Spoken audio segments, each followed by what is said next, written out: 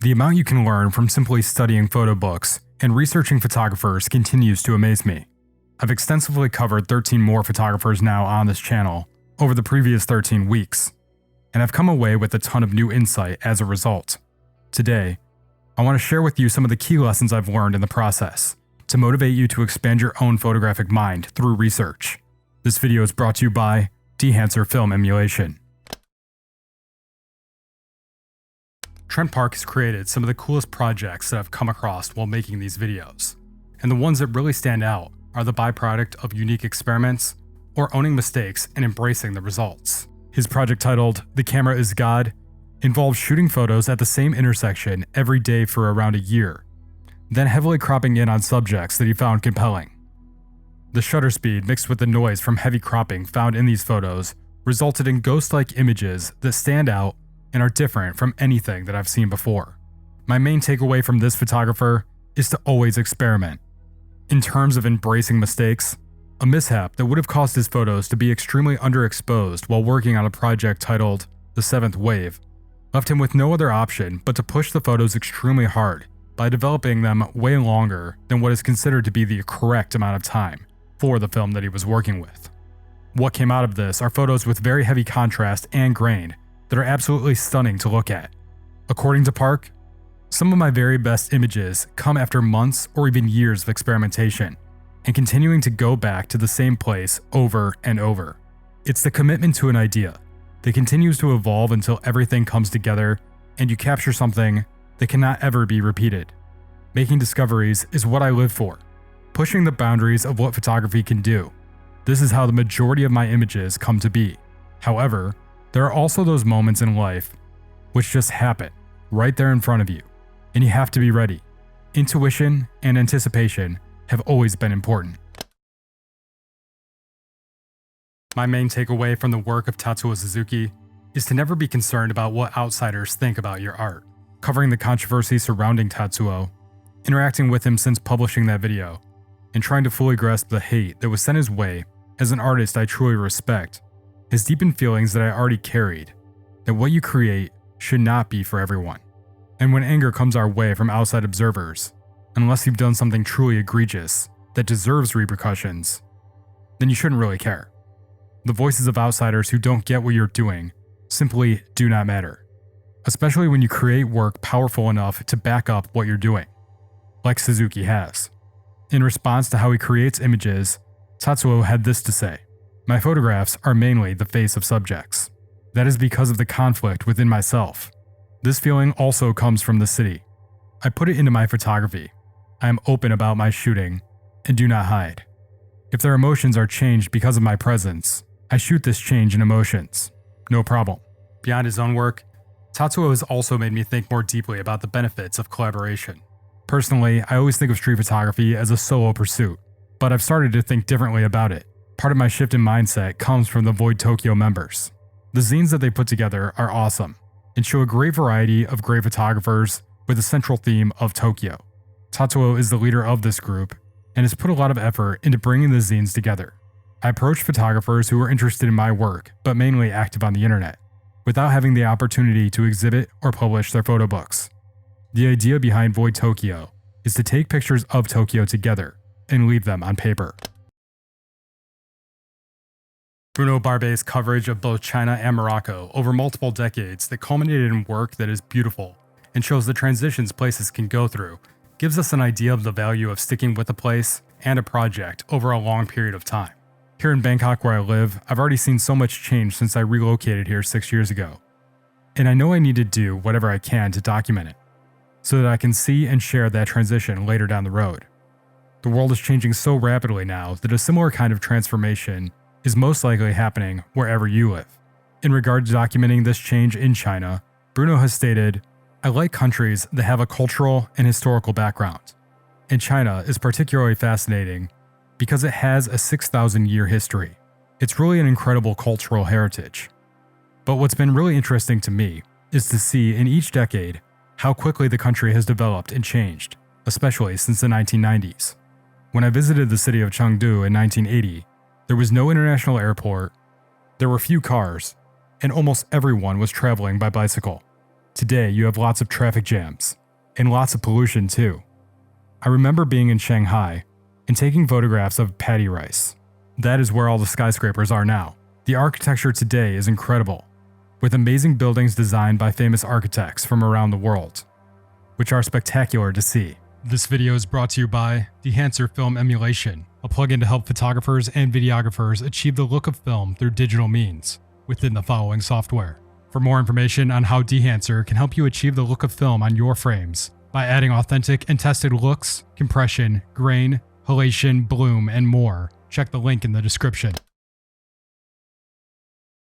From Provoke, I learned that the biggest changes to photography can come from understanding what came before you. There's this incredibly stupid idea that people pass off to sound intelligent, that they don't want to be exposed to the work of photographers that came before them because they don't want it to impact their work, which is clearly just a cover-up for their lack of intelligence, ignorance, and lack of desire to be informed about what came before them. And overall, I would just call it lazy nonsense. Imagine any great artist from any other medium doing their best to remain ignorant about what came before them as an attempt to create something new. This is incredibly stupid. Provoke was, well, provoked to create their iconic photos and style after multiple members of the group took part in curating an exhibition in Japan that looked at the past 100 years of photography. Their takeaway was a feeling that straight, newspaper-like photography was boring. This gave them the desire to mess with the medium, break the rules, and create something new in an incredibly punk fashion. You can't break the rules if you don't know what they are. You can't change the language of a genre and define a new language if you don't know how that language is spoken in the first place. According to Provoke member Daido Moriyama, language is a direct medium and communicates meaning and intention straight. A photograph, on the other hand, is subject to the viewer's memory, aesthetics, and feelings, all of which affect how the photograph is seen.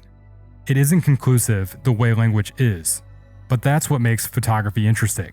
There's no point in taking photographs that use language in an expository way. Taking photographs for the purpose of language is for the most part meaningless for me. Rather, photography provokes language. It recasts language. Within it, various gradations outline a new language. It provokes the world of language. Looking at images leads to the discovery of a new language. It is the responsibility of the photographer-journalist to take his assignment and examine it, to search with intelligence for the frequently intangible truth, and then very carefully, and sometimes very rapidly, work to bring his insight, as well as the physical characteristics of the subject, to his finished pictures. At this point, I've created 0 considered projects of my own, and from what I gather of using Instagram over the years, I'd have to guess that neither have many of you. I think there's a huge benefit to taking a more photojournalistic approach to street photography work, and researching W. Eugene Smith in the first part of a 2-part series I plan to do covering his work has really made me see the value in this approach. One aspect of that value doesn't necessarily improve your photography, but your worldview. If you choose something you're ignorant about, it can change your perspective and potentially build empathy and understanding for a subject, where it may not have been before. Smith stated, "In the building of a story, I, being with my own prejudices, mark them as prejudices, and start finding new thinking, the contradictions to my prejudices. What I'm saying is that you cannot be objective until you try to be fair. You try to be honest, and you try to be fair, and maybe truth will come out." Nakahira Takuma falls into the camp of photographer and artist that I love. To some, his writings and views on photography seem like complete pretentious nonsense. But for me, that's where the divide lies between basic and true artists. There has to be some overthinking, some overanalysis, and some overall consideration for what is being created to push the form forward. It really is that serious. Otherwise, you're stuck creating the same mundane trash repeatedly throughout your creative journey, and I'm tirelessly seeking how to go beyond that, while wishing others would join me in the same pursuit. Nakahira interacted heavily with the idea of photography being its own language, but in the end came to find that this was impossible. Images are always images about something, an image fixed to film that refers to something existing here and now. It is not reality itself, but at most, emerges from the veritable relationship of correspondence with reality. Thus, no matter how much an image does not resemble reality, the relation with it is always narrowly retained.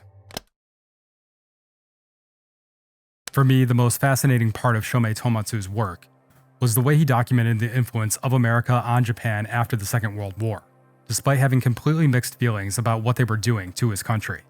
In a writing that appeared in Asahi Camera in 1959, Shomei stated, "Culture, riding a mushroom cloud, came in from across the sea. People called it occupation. Oh, crooked, narrow streets of Japan. You once had clean, unadorned skin. Why do you rush to paint it over? Do you say you have to curry favor with an uninvited guest from across the sea? Like a jester? 13 years on, the crooked, narrow Japanese were ever more enchanted by the extravagant behavior of the uninvited guest." And further expanding on this years later in 1975, stating, "When I first went to Okinawa early in 1969, I was of course interested in the American bases and the towns around them. However, to be honest, I was seized by complex feelings of hatred and awe, mixed with a kind of nostalgia when I saw the bases. It may sound strange for me to say a kind of nostalgia, but in fact, photographers are not free from the tendency to fetishize their subjects. Sometimes, when I face a subject, I feel antipathy. When that happens, I usually don't release the shutter. Regardless of one's public stance, the act of taking photographs means affirming the subject, whether consciously or unconsciously. They say the separation between love and hate is paper thin. Truly, for me, occupation is a unity of contradictions." The main lesson I learned from Matt Black were the benefits of deeply documenting the topic that you're covering. As a photographer and social studies education major, the work of Matt Black is truly impressive. American Geography is the most extensive work I've seen in terms of detailed documentation of the process he went through to create it. It is also extremely detailed in the information he's included in regard to the topic of wealth inequality faced throughout the United States, that he would like to change. He explains how his text interacts with the photographs, stating, "My feeling about both the photographs and the text is that I'm taking you with me, and I'm anticipating us both to be approaching things in an emotionally open way. And then, we will experience those realities and become better through it, become more aware, become more sensitive to other people's experiences. I have a hard time using facts as a kind of bludgeon. When you're surrounded by facts, what we're not surrounded by is meaning. That's what photography does best." Glen E. Friedman is responsible for so many photographs that encapsulate the history of subcultures that have had a huge impact on my life. Hardcore punk specifically. What I took away from researching his work is the importance of documenting whatever it is that you're a part of and are passionate about. Everyone has something that they take part in that they might not think is particularly worth documenting.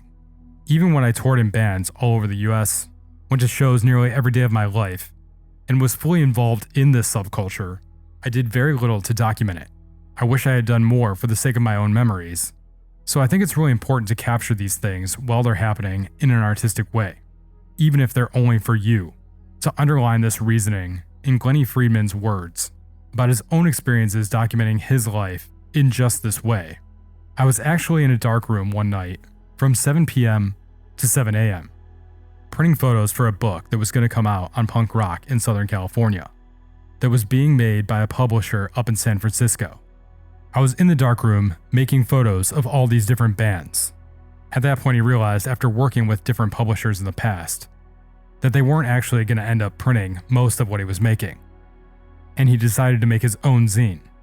In his case, it ended up being well received by many people, and he sold 8,000 copies within the first year. Bear in mind, this was pre-internet, pre-computers, and the amount of work that went into making this was extensive, and this work is still highly regarded to this day.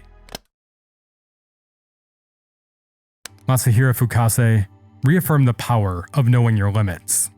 Fukase went too far in pretty much every photography project that he did. The results are compelling and controversial, but the end result is that they pushed away his family, friends, and lovers. In a reflection from his wife on their relationship, she stated, He has only seen me through the lens of a camera, never without. And in fact, what he saw through the lens was not me, but nothing other than himself. You have to respect your subjects, and you have to be less selfish through art. Because at the end of the day, there's more to life than your art, no matter how obsessed with it you might be. Even Fukase knew this deep down, stating, "Taking photographs does not make you a photographer, and living doesn't make you alive. At the end of the day, who am I really?" Which is a statement he made after feeling lost after his divorce from his wife Yoko, which was just another in a long line of failed relationships. Ragurai's work taught me about doing what you love for the passion of doing it. Even though he's a magnum photographer, based on the comments on his video, it seems like no one really knows about his work. In fact, I didn't know about his work until one of my subscribers recommended him to me, as someone that I should cover on the channel. And I'm glad they did because his photos are beautiful. It seems to me that the work is highly appreciated by the people who know it, and a lesson we should take away from it is that photography doesn't have to be a popularity contest. If you're doing what genuinely makes you happy, you have to understand that the joy comes from the doing, not the accolades of fame. Which I'm sure are nice, but it's not everything. Thanks to Dehancer for sponsoring this video. If you want to learn how to use their plugin to get a film look of your own on your digital photos and videos, check out the link in the description. Thanks for watching, please like, share, comment, and subscribe, and until next time, keep developing.